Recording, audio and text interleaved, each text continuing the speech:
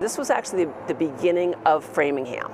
This is where Framingham started. The village of Saxonville claims some of the deepest roots in Framingham's history. And right in its heart, a sprawling mill complex shares Saxonville's name. The really rich and vibrant and proud history of being a mill community here. The Saxonville Mills originally housed textile manufacturing and served as the home of the Roxbury Carpet Company for about a century.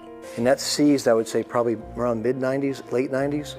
And then it was just a myriad of printing companies and not any retail at all. John Fournier's Framed in Time is one of the retailers in the 10-building mill complex. He first began working in this building for a different framing company. 40 years of doing this, and that's the most enjoyable part, is when people bring their own cherished pieces in here and they trust us to frame them up. In the decades he's run his business in the mills, he's watched the space evolve. Over the period of time, there's been a change to more artists. At one point in the back, there was only maybe 6 or 7.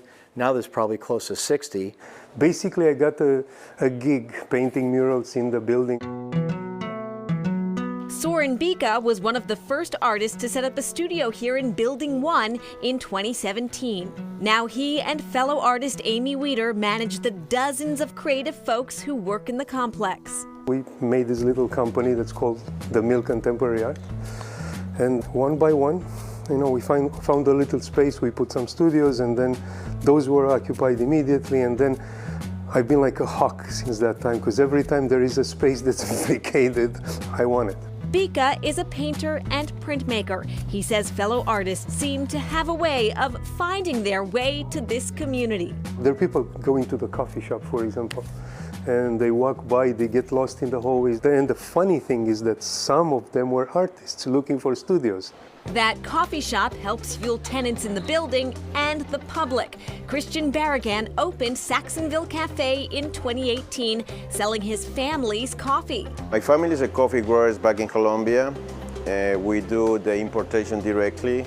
Once or twice a year, I go to Colombia. I do my selection of the best coffees for my family. Barragan and his team roast the beans right in the cafe. He's also expanded to wholesale and distribution to restaurants, stores, and other coffee shops. When I came here, my mother was here, and so, like immigrant, we say that we adapt the city when we came first. I mean, I've been in different cities. I've been in New York, Miami, but I'll always come back to Framingham. Barragan and Fournier both credit the mill owners for helping them develop their businesses. Entrepreneur John Finley bought the mill complex in 1973. His daughter, Charlotte Maynard, now runs the company. Property manager Margaret Stevens says as new tenants come in, she helps them customize their spaces. Since I've been here, I've probably overseen at least 20 tenant changeovers, fit-outs, just in the mill alone, which is really cool. The mill is unique. Every space, every mill is going to be different. One of those projects was creating a fitness space with Alpine gym owner Adham Ibrahim. It wasn't quite a gym. It was basically a woodworking warehouse. Most people, I think, walking up here would have been like, no way. Initially what it was and the journey we've had to take to get here. There are now more than 80 tenants in the 400,000 square foot complex. That means there's always something to discover. Kind of ominous when you look at it from the street. You're like, oh my gosh, what is in there? It's huge. As activity grows at the Saxonville Mills, a local group is working to create more spaces for community just steps away.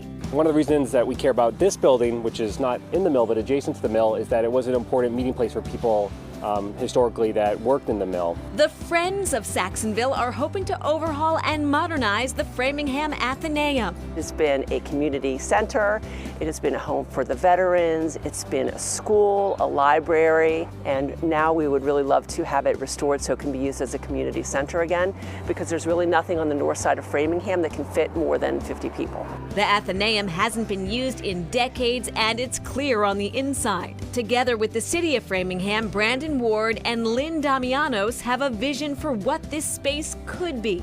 We would really like to be able to have some meeting spaces upstairs and performance areas and maybe some offices or smaller areas downstairs as well. It is a nod to like where this community has been and where we want it to go.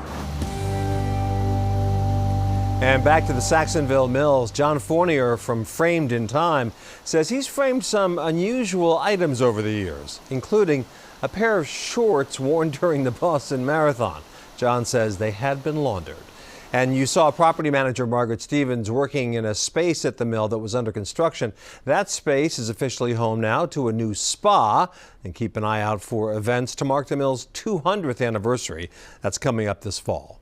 Up next, heading north to the mills on the Merrimack.